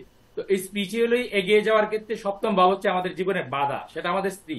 মানে আমরা জীবনে যখন নারীর বিবাহ করব, সংসারে আবদ্ধ হবো, তখন সেই সংসার বৃদ্ধি হবে, সন্তান হবে, অর্থাৎ আমাদের যে মায়া মোহ সেটা আমাদের বৃদ্ধি হবে। আর মায়া মোহ আমাদের আধ্যাত্মিকতার প্রতি সবচেয়ে বড় বাধা। তো বৃহস্পতি যখন এই কেন্দ্রভাবে থাকে তখন তার যে জ্ঞান, সেই জ্ঞানটা একটু মানে নেগেটিভ ওয়েতে চায়। তখনই সে কি করে, মানুষকে আন্ডার এস্টিমেট করে, অহংকার বশত সে অন্যের উপর একটু দমন পূরণ নীতি চালিয়ে দেয়, সেটা হচ্ছে জ্ঞানের দমন পূরণ। আর দেখা গেল কোনো ব্যক্তি কোনো কথা বলছে, তাকে মানে মূল্যায়ন না করে তার ব্যক্তির নিজস্ব যে জ্ঞান আছে সেই জ্ঞান দিয়ে বিচার করে আপনার ওই ব্যক্তিকে অবদমিত করে রাখার একটা প্রয়াস তার মধ্যে থাকে। অষ্টমী বৃহস্পতি হচ্ছে কি, বৃহস্পতি গুরুবাচক গ্রহ, অষ্টম ভাব হচ্ছে আমাদের সমস্যার জায়গা। অষ্টমী বৃহস্পতি আমাদের ওই গুরুজনের সাথে সমস্যাটা সৃষ্টি করে। ব্যক্তি হচ্ছে বৃহস্পতির যেহেতু মূল পরিচয় হচ্ছে লগ্নপতি বৃহস্পতি, মানে হচ্ছে ব্যক্তি নিজে নিজে যখন সমস্যার জায়গায় যায় তাহলে ব্যক্তির জীবনে যত সমস্যা আছে তার সমস্যার কারণও সে নিজেই হয়ে থাকে। সেটা তার বাক্যর গুণে হোক, তার এই সিদ্ধান্তহীনতার কারণে, মানে সঠিক সিদ্ধান্ত না নেওয়ার কারণে হোক, যে কোনো কারণে তার জীবনে যত সমস্যা আছে সমস্যার কারণ কিন্তু ব্যক্তি নিজে হয়ে থাকে। নবমে বৃহস্পতি কিন্তু ভাগ্যভাবের কারক গ্রহ। কালপুরুষের ভাগ্যভাব ধনুরাশি, সেই কালপুরুষের ভাগ্যভাবের কারক গ্রহ হচ্ছে বৃহস্পতি। তো বৃহস্পতি নবমে যখন যায় সেটা হচ্ছে রবির গ্রহ, রবির মানে গৃহ, সেটা হচ্ছে বৃহস্পতির মিত্রক্ষেত্রে গ্রহরা এমনিতেই অত্যন্ত শুভ ফলদাতা হয়ে থাকে। আর বৃহস্পতির এই যখন রবি গৃহে যাবে, রবি হচ্ছে আমাদের সূর্য উদিত হলে সমস্ত অন্ধকার যেমন দূর হয়ে যায়, তেমনি ভাবে রবি হচ্ছে সেরকম আমাদের জীবনের আলোকদাতা। তো বৃহস্পতি যখন এই জায়গায় যাবে তখন জ্ঞানের আলোকে একজন ব্যক্তিকে সেই পর্যায়ে নিয়ে যায়, তো তার শেষ আর তার যে জ্ঞানের বহিঃপ্রকাশের মাধ্যমেই তার ভাগ্যকে প্রস্ফুটিত করতে পারে। দশমী বৃহস্পতি একদম নিরপেক্ষ ফলদাতা হয়ে থাকে। দশমী বৃহস্পতি তার কেন্দ্রবর্তিত্ব দোষের সম্পূর্ণ অশুভ ফলদাতা হয়ে থাকে। তো দশমী বৃহস্পতি মোটামুটি নিষ্ক্রিয় থাকে, সেটাই আমি মনে করি। আরেকটু বলতে হবে ওখানে যে বুধের ঘরে তার শত্রু গৃহে আছে, তার জন্য এটি একটু বলে যেতে হবে। হ্যাঁ স্যার, কন্যা রাশি হচ্ছে বৃহস্পতির সমভাব। বৃহস্পতি হচ্ছে বুধকে তার সমমানে করে, এবং বুধ ও বৃহস্পতিকে তাদের মধ্যে মিত্র ভাব নাই। যেহেতু মিত্র ভাব নাই, কাজে বৃহস্পতি এখানে যে মানে খুব একটা যে রিল্যাক্সেবল থাকবে সেটা না। তো যেহেতু রিল্যাক্সেবল থাকবে না, মানে কাজে এইখানে যে সে খুব বেশি একটা শুভ ফল দিতে পারবে না। বৃহস্পতি দশম ভাব হচ্ছে আমাদের পিতার ভাব। তো এই দশম ভাবে বৃহস্পতি যখন যাবে কেন্দ্রপতিত্ব দোষ নিয়ে, তখন পিতার সাথে ওই ব্যক্তির মানে যেহেতু বৃহস্পতি লগ্নপতি, তাই ব্যক্তির কম বেশি দশমে যাদের বৃহস্পতি থাকে তাদের পিতার সাথে কম বেশি একটা কন্ট্রাডিকশন, একটা ঝামেলা, একটা মতানৈক্য তার কিন্তু হয়ে যায়। একাদশী বৃহস্পতি হচ্ছে শুভ ফলদাতা। একটা কথা আছে, যদি বৃহস্পতি একাদশে থাকে তাহলে ওই ব্যক্তির কখনো মোটা ভাত, মোটা চাল, মোটা কাপড় এগুলোর অভাব হয় না, এটা কথা আছে। কিন্তু মানে একাদশ ভাব তো হচ্ছে ত্রিসরাই ভাব, সেটা হচ্ছে ধীরে ধীরে একটা একটা একটা পর্যায়ে যে মানে শুভ ফলদাতা। তো একাদশে যাদের বৃহস্পতি থাকে তাদের মধ্যবয়স থেকে সেটা আফটার 32, 36 তারপর থেকে ব্যক্তির জীবনে শুভত্ব নিয়ে আসে এটা, এবং লং লাস্টিং সেই বৃহস্পতির যে শুভত্বটা ব্যক্তি পেয়ে থাকে। আর দ্বাদশী বৃহস্পতি হচ্ছে না, কিন্তু একাদশে যে শুক্রের গৃহ, সে একাদশ যে শুক্রের গৃহে থাকবে, তাহলে শুক্রের নেগেটিভিটি কিন্তু তার ভিতরে চলে আসবে। এই অংশটা কিন্তু বাদ চলে গেছে ওখান থেকে। হ্যাঁ স্যার, একাদশী বৃহস্পতি যেহেতু তার মিত্র ক্ষেত্র নয়, পূর্বেই বলেছি বৃষ রাশির ক্ষেত্রে এই যেটা বলেছিলাম সেই তুলা রাশিতেও একই বিষয়টাই ঘটবে। যেহেতু বৃহস্পতি হচ্ছে দেবতাদের মিত্র বা দেবতাদের গুরু, আর শুক্র হচ্ছে দৈত্যদের মিত্র এবং দৈত্যদের গুরু। বৃহস্পতির কাছে আছে অমৃত, আর শুক্রের কাছে আছে আপনার কামনা বাসনা তথা মৃত্যুঞ্জয় আছে। হ্যাঁ, বৃহস্পতি কাম, অমৃত ক্রোধ, দ্বারা লোভ, দেবতাদেরকে মদ, অমর মাৎসর্য, করে দিয়েছেন। ষড়রিপু। আর মানে এই শুক্র হচ্ছে মানে মৃত্যুঞ্জয় মন্ত্র দ্বারা দৈত্যদেরকে মানে বাঁচিয়ে তোলেন। তো এই যে বিপরীত ধর্মী অবস্থান, তো এই কারণে বৃহস্পতি যখন একাদশ ভাবে থাকবে এই তুলা রাশিতে, তখন সে স্বাচ্ছন্দ্য বোধ করবে না। স্বাচ্ছন্দ্য বোধ না করার কারণে তার যে স্বাভাবিক ফল, সে স্বাভাবিক ফল দেওয়ার ক্ষেত্রে কিছুটা মানে সে দ্বিধাগ্রস্ত থাকবে। তো সেক্ষেত্রে শুক্রের যে নেগেটিভিটি, সেই নেগেটিভিটি বৃহস্পতির উপর কিছু না কিছু বর্তাবে। তো সেই হেতু মানে ওই একাদশ ভাবে থাকা শুক্রের ক্ষেত্রে থাকা বৃহস্পতির যে জাতক, মানে ওই ধনুলগ্নের যে জাতক, সেই ব্যক্তির মধ্যে কিছুটা অশুভ ফল থাকবে। অর্থাৎ তার যে বিদ্যা, তার যে জ্ঞান, সেটাকে তিনি মানে বক্রপথে পরিচালিত করে, বক্রপথে ওই যে একাদশ ভাব আপনার আমাদের বৃদ্ধির ভাব, জীবনে সাফল্যের ভাব, তো উনি চাইবেন সেই সাফল্যটা বক্রপথে আনতে। পরীক্ষায় বসে আমাদের অনলাইনে ক্লাস হচ্ছে, তো অনলাইনে ল্যাপটপের পেছনে বা মোবাইলের পেছনে একটা স্ক্রিন টানিয়ে রেখে দিলাম, সম্ভাব্য যা যা প্রশ্ন আসতে পারে সাজেশন, সেগুলো একটা আনসার শিট টানিয়ে রেখে দিলাম, দিকে দিকে পরীক্ষা করে দিয়ে দিলাম। এরকম আমি জাস্ট একটা নেগেটিভিটির কথা বলছি। এরকম কিছু নেগেটিভিটি, নেগেটিভ চিন্তা, নেগেটিভ থট তার মধ্যে কাজ করবে। দ্বাদশী বৃহস্পতি হচ্ছে, দ্বাদশ ভাব হচ্ছে আমাদের মানে সজ্জার ভাব, মুখ্যস্থানের ভাব। তো বৃহস্পতি দ্বাদশী যদি যায়, না, একাদশে একটু বলতে হতো যে লোভের বশীভূত হয়ে লোভ লালসা চরিতার্থ করার জন্য তারা কিছু করবে, এরকম কিছু একটু বলে আসতে হতো। সেটাই আমি বলছি স্যার, মানে যে সাধন ওই ভজনে পরীক্ষার যে অতি উদাহরণটা লোভে আনলাম স্যার, তাঁতি নষ্ট হওয়ার কারণে সাধন ভজনের সিদ্ধি লাভ করতে পারবে না, জ্ঞান গরিমা সক্ষতা দিতে পারবে না, তারপরে ধরেন তার পরিপূর্ণ প্রাপ্তিতে বাধা সৃষ্টি করবে, এইভাবে একটু বলে আসতে হতো। আচ্ছা, এবার দ্বাদশ ঘর, তারপরে বলি। দ্বাদশ ভাব হচ্ছে আমাদের মুখ্য ভাব। আমাদের আমরা জানি আমাদের যে লগ্ন চক্রে 4টা ত্রিকোণ আছে, একটা হচ্ছে ধর্ম ত্রিকোণ, একটা হচ্ছে কাম ত্রিকোণ, একটা হচ্ছে আহ, অর্থ ত্রিকোণ, আর একটা হচ্ছে মুখ্য ত্রিকোণ। তো মুখ্য ত্রিকোণ হচ্ছে আমাদের 4, 8, 12, এই যে 3টা ঘর, সেটা হচ্ছে আমাদের মুখ্য ত্রিকোণের জায়গা। তো বৃহস্পতি কিন্তু মুখ্য ভাবের কারক গ্রহ। তো এই বৃহস্পতি লগ্নপতি এবং ত্রিকোণপতি হয়ে যখন বৃহস্পতি এই ধনুলগ্নের ক্ষেত্রে আমাদের এই ইয়েতে যাবে, বৃশ্চিক রাশিতে যাবে। বৃশ্চিক রাশি হচ্ছে বৃহস্পতির মিত্র গ্রহ, মিত্র ক্ষেত্র। এবং আরেকটা বিষয় হচ্ছে এটা হচ্ছে জলরাশি, বৃহস্পতি কিন্তু জলরাশিরও কারক গ্রহ।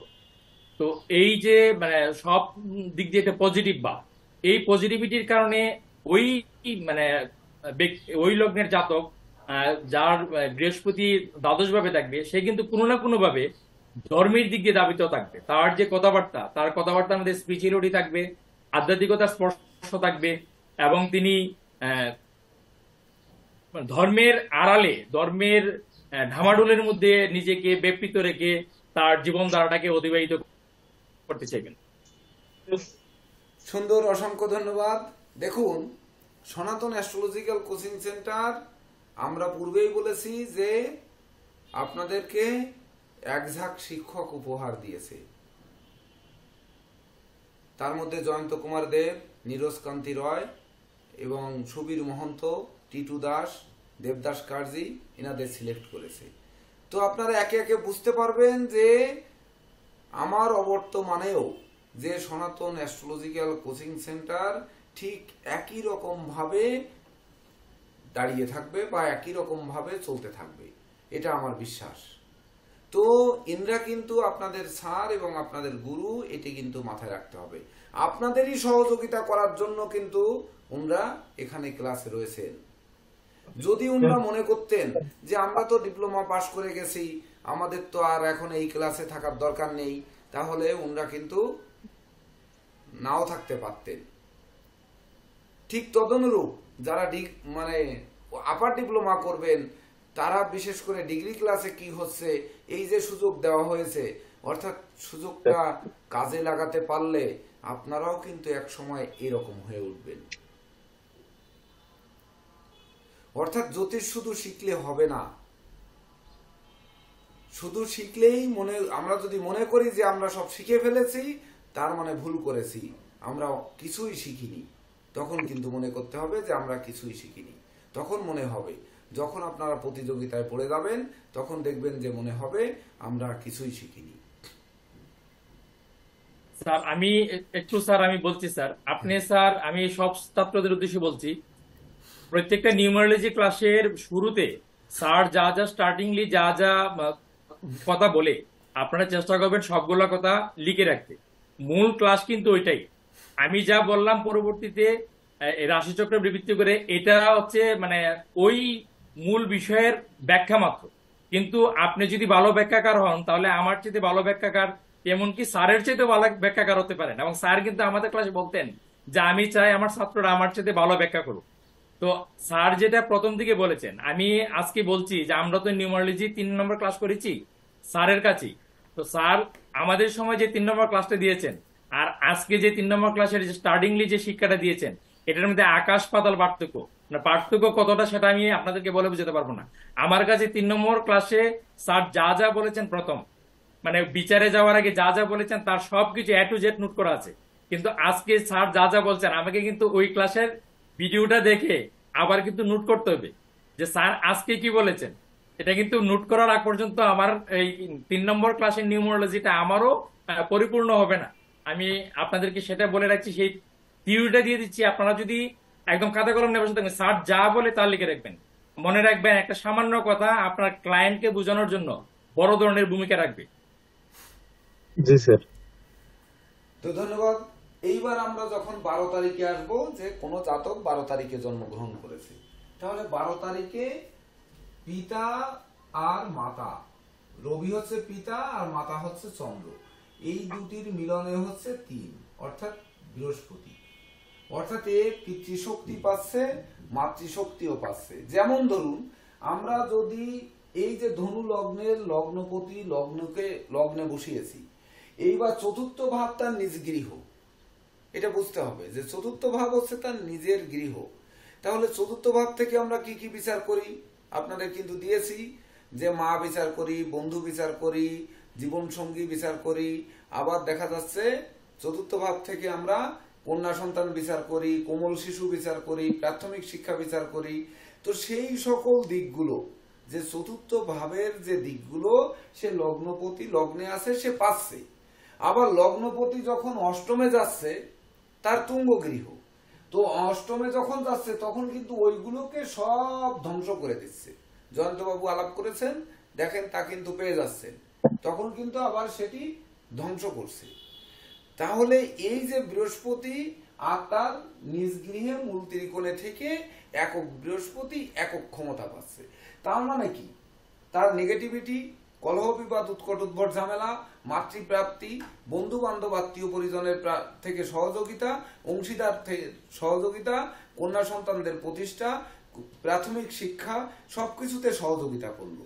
কিন্তু অষ্টম ভাবে বৃহস্পতি তুঙ্গ গৃহে থাকার পরে সে কিন্তু তার আবার ওই সকল গুণগুলো নষ্ট করলো। আবার দেখা যাচ্ছে এই বৃহস্পতি যখন ষষ্ঠ ভাবে থাকছে শুক্রের এখানে, তখন কিন্তু তাকে একা যেহেতু রয়েছে একক বৃহস্পতি, সে কিন্তু ষষ্ঠ ভাবে থেকে তার সে অসুস্থ হলে তাকে দেখারও কেউ নেই, তার চিকিৎসা দেওয়ারও কেউ নেই। তার কি করতে হবে, ওই ঘরে বসে শুক্রাচার্য বলে দিচ্ছে তুমি ওই মহামৃত্যুঞ্জয় মন্ত্র জপ করো। শুক্র যেভাবে সাধনা করেছে, তুমি বৃহস্পতি এবার তারা দেবীর মন্ত্র জপ করো, তোমার ওই ছাড়া আর উপায় নেই, আমি শুক্র তোমাকে সহযোগিতা করছি না। তাই একক ঘরে থেকে সে নিজের বাড়ির মধ্যে থেকে সে অসুস্থ হতেই পারে। আবার ভাগ্যভাবে ওনার ভাগ্যকে যখন চাঙ্গা করবে, তখন সেই ভাগ্যপতি কিনা বুধ, যে কিনা তার শত্রু গৃহ, তাহলে ভাগ্য কিন্তু ওনাকে সাপোর্ট করছে না, কোন রকম সাপোর্ট করছে না, ওনাকে আলাদা কোনো এক্সট্রা বুদ্ধি দিচ্ছে না, বিদ্যা দিচ্ছে না, জ্ঞান দিচ্ছে না, গরিমা দিচ্ছে না, পিতা মাতা গুরুজনদের সহযোগিতা পাচ্ছে না, ধর্ম প্রচার ধর্মের প্রসারের সুযোগ পাচ্ছে না। মানে কি, সে ধার্মিক লোক, সে তো দেবতাদের গুরু, কিন্তু সেই ধর্মের প্রসার করার সুযোগও পর্যন্ত পাচ্ছে না। অর্থাৎ এই যে একক বৃহস্পতি, ধনু লগ্নের বৃহস্পতি ধনুতে বসিয়ে তারপর ভেবে দেখতে হবে যে হ্যাঁ আসলে 3 তারিখে পড়ে কিনা। তার জন্য কিন্তু আমি বলেছি যে 12 ভাবের ব্যাখ্যা করার জন্য এই জয়ন্তবাবুর উপর দায়িত্ব দিয়ে কিন্তু আমি সরে গেছিলাম। আমি কিন্তু আছি এখানে, আমি সব শুনেছি, কিন্তু আমি সামনে পরে থাকলে হয়তো দেখা যাচ্ছে ওনার বলতে একটু বাধা আসতে পারতো, তার জন্যই কিন্তু আমি সাইডে সরে রয়েছি, আমি সামনে নেই, এটি কিন্তু বুঝতে হবে। তদনুরূপ এবার যখন আমরা ভাববো যে এই বৃহস্পতি সৃষ্টিকারক, তাহলে বৃহস্পতি সৃষ্টি করবে কে? সৃষ্টি করে কোন গৃহ? নতুন কিছু সৃষ্টি করে কোন গৃহ? পঞ্চম স্যার। পঞ্চম। তাহলে পঞ্চম হলে কোন লগ্ন সাপেক্ষে সৃষ্টিকারক গ্রহ? কোন লগ্ন সাপেক্ষে বৃহস্পতি শুভ, এবং শুভ গৃহ গিয়ে পঞ্চম পড়বে, বৃহস্পতির সাথে কোনো শত্রুতা থাকবে না, সেই গৃহে গেলে যে ফল দেবে এই 12 তারিখে জন্মগ্রহণকারী জাতকের কিন্তু সেই ফল হবে। বলেন। স্যার মেষ লগ্ন আর স্যার পঞ্চমে বৃহস্পতি হয়েছে। কি লগ্ন? মেষ লগ্ন, মেষ লগ্ন, পঞ্চমে বৃহস্পতি। মেষ লগ্ন, পঞ্চমে বৃহস্পতি। তাহলে মেষ লগ্নে, মেষ লগ্ন, পঞ্চমে বৃহস্পতি রবির গৃহে, পঞ্চমে বৃহস্পতি রবির গৃহে, পঞ্চমে মেষ লগ্ন সাপেক্ষে বৃহস্পতি হচ্ছে শুভকারক গ্রহ, পঞ্চমে থাকছে রবি, রবি রবি রবি রবি শুভকারক গ্রহ মেষ লগ্ন সাপেক্ষে, রাইট? জি স্যার।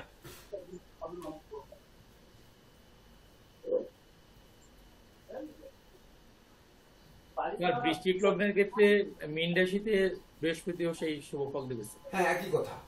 মেষ লগ্ন সাপেক্ষে সিংহে আর বৃশ্চিক লগ্ন সাপেক্ষে মিনে, একই কথা।